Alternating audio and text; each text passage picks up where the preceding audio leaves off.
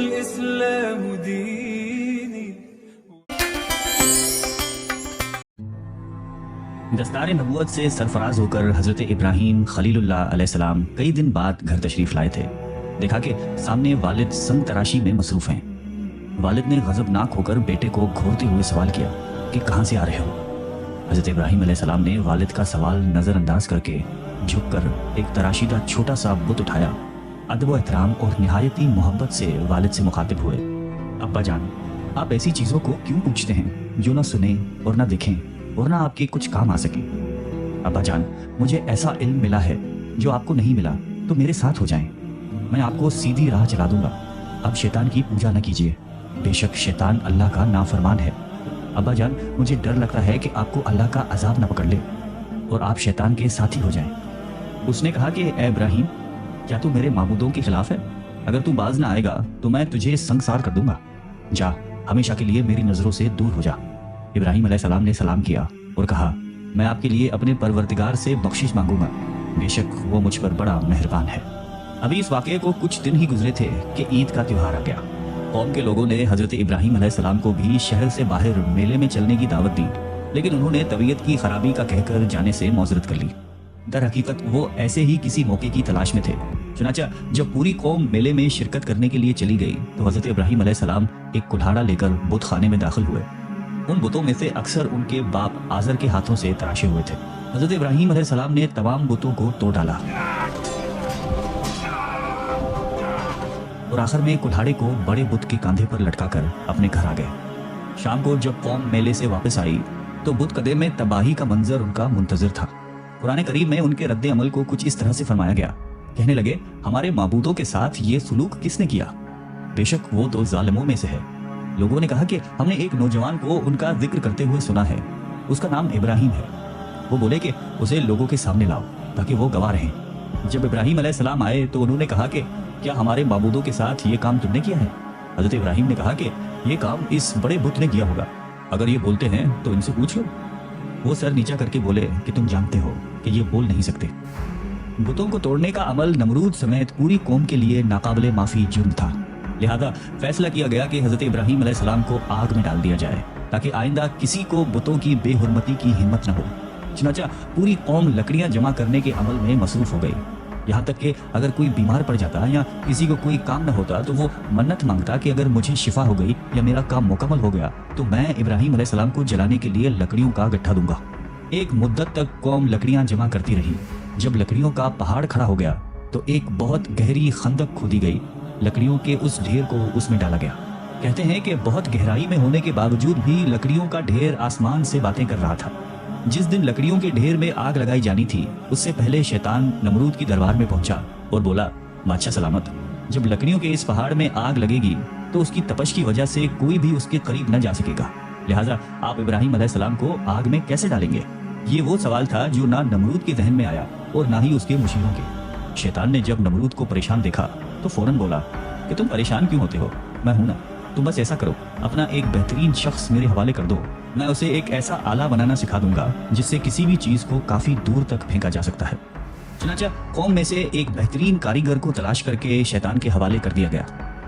علامہ عماد الدین ابن کثیر رحمۃ اللہ علیہ تحریر فرماتے ہیں کہ جو آلہ بنایا گیا اسے منجیق کا نام دیا گیا.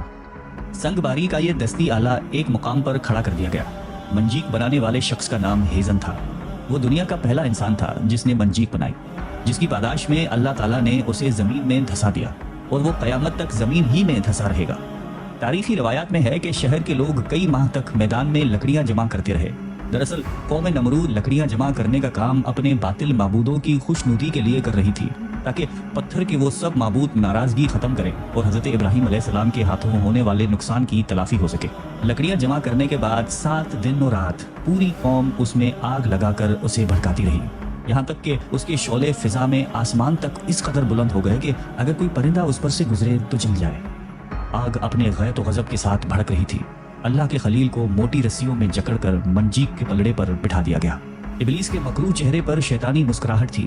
وہ بھیس بدل کر اس پورے عمل کی نگرانی کر رہا تھا. جس وقت پیغمبر خدا منجیق کے ذریعے آگ کے اس خوفناک سمندر میں ڈالے جانے والے تھے، اس وقت ملائک سمیت زمین و آسمان کی سب مخلوقات چیخ اٹھیں کہ یا رب، तेरे खलील पर क्या क़यामत गुजर रही है। रब ताला ने फरमाया कि जाओ, अगर मदद कर सकते हो तो करो। फरिश्तों ने मदद करने के लिए हज़रत इब्राहीम अलैहिस्सलाम से इजाज़त चाहिए तो आप अलैहिस्सलाम ने फरमाया कि मेरे लिए अल्लाह ही काफ़ी है, वो मेरा हाल देख रहा है। जिब्राईल अमीन अलैहिस्सलाम ने अर्ज़ किया, आपको मुझसे किसी किस्म की मदद की हाजत है तो हुक्म करें, मैं हाजिर हूँ। फरमाया, हाजत तो है मगर आपकी तरफ से नहीं बल्कि अपने रब की तरफ से। इरशाद बारी ताला है कि और हमने हुक्म दिया, ए आग ठंडी पड़ जा और इब्राहीम के लिए सलामती वाली बन जा। उलमा फरमाते हैं कि अगर अल्लाह ताला ठंडी के साथ सलामती वाली ना कहते तो उस आग की ठंडक हज़रत इब्राहीम अलैहिस्सलाम के लिए नाकाबिले बर्दाश्त होती। बहरहाल ये एक बड़ा मौजज़ा है जो आसमान से बातें करती हुई दहकती भड़कती आग के गुलो गुलजार बन जाने की सूरत में हज़रत इब्राहीम अलैहिस्सलाम के लिए अल्लाह ताला की मशीयत से ज़ाहिर हुआ और इस तरह अल्लाह ताला ने अपने नबी को मुशरिकीन की शैतानी साजिशों से महफूज फरमाया। अल्लामा इब्ने कसीर रहमतुल्लाह अलैह क़ससुल अंबिया में तहरीर करते हैं, इब्ने अब्बास रज़ियल्लाहु ताला अन्हु और सईद बिन मुसैब से मरवी है कि जिस वक्त हज़रत इब्राहीम अलैहिस्सलाम को आग के सुपुर्द किया जा रहा था उस वक्त बारिश बरसाने वाला फरिश्ता सख्त इज़्तिराब और परेशानी के आलम में कह रहा था कि कब मुझे हुक्म मिलेगा कि मैं मूसलाधार बारिश बरसाऊं। लेकिन अल्लाह का हुक्म उसकी सोच से भी ज्यादा बरक रफ्तार था और अल्लाह ने खुद ही आग को हुक्म फरमा दिया था। उस नाजुक लम्हात में हज़रत जिब्राईल अलैहिस्सलाम उनके साथ थे और आपकी पेशानी से पसीना पहुंच रहे थे। उस पसीने के अलावा कोई और तकलीफ आप अलैहिस्सलाम को नहीं पहुंची।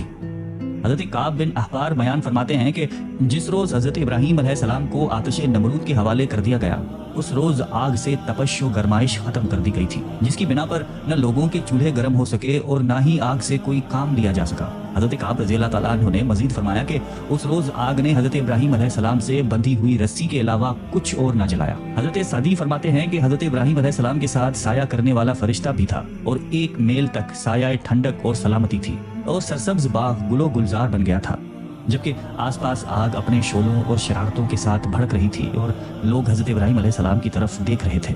हज़रत अबू हुरैरा रज़ियल्लाहु ताला अन्हु से मरवी है कि हज़रत इब्राहीम अलैहिस्सलाम के वालिद के कहे हुए कलिमात में से सबसे अच्छी कलिमात वो हैं जो आदर ने अपने बेटे को आग के अंदर उस हालत में देखते वक्त कहे कि ए इब्राहीम, तेरा परवरदिगार बेहतरीन परवरदिगार है। इब्ने अक्सार रहमतुल्लाह अलैह हज़रत उकरमा रज़ियल्लाहु ताला अन्हु से रिवायत करते हैं, हज़रत इब्राहीम अलैहिस्सलाम की वालदा ने जब अपने लख्त जिगर को गुलो गुलजार में यूं मुतमईन देखा तो पुकारा, ए मेरे बेटे, मैं भी तेरे पास आना चाहती हूँ, अल्लाह से दुआ कर कि तेरे इर्द गिर्द की आग की हरारत से मुझे निजात दे। तो हज़रत इब्राहीम अलैहिस्सलाम ने अर्ज़ किया, जी अम्मा। फिर आपकी वालदा हज़रत इब्राहीम अलैहिस्सलाम की जानिब चली और आग ने उन्हें कुछ न कहा।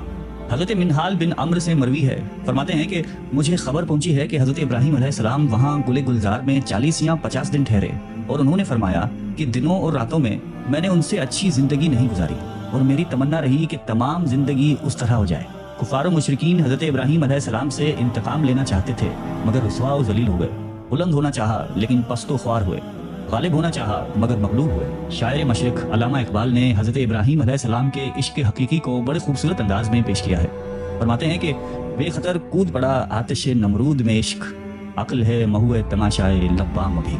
हज़रत इब्राहीम अलैहिस्सलाम का अपने अल्लाह पर कामिल ईमान और यकीन था कि सिर्फ एक अकेला शख्स बातिन की तागूती कुव्वतों के मुकाबले इस्तकामत का पहाड़ बनकर खड़ा हो गया और जब कौम नमरूद ने आग के भड़कते समंदर में फेंका तो लबों पर था हस्बुनल्लाहु व निअमल वकील। आज 58 मुस्लिम ममालिक और 2.5 अरब से ज्यादा मुसलमानों के पास दुनिया की हर नेमत और ताकत मौजूद है, लेकिन अगर किसी चीज की कमी है तो वो है ईमान और यकीन की कुव्वत की। अल्लामा इकबाल ने सालों पहले फरमाया था, आज भी हो जो इब्राहीम का ईमान पैदा, आग कर सकती है अंदाज गुलसितां पैदा। अल्लाह ताला आपको और मुझे ईमान की दौलत से नवाजे और ईमान ही पर खात्मा फरमाए, आमीन।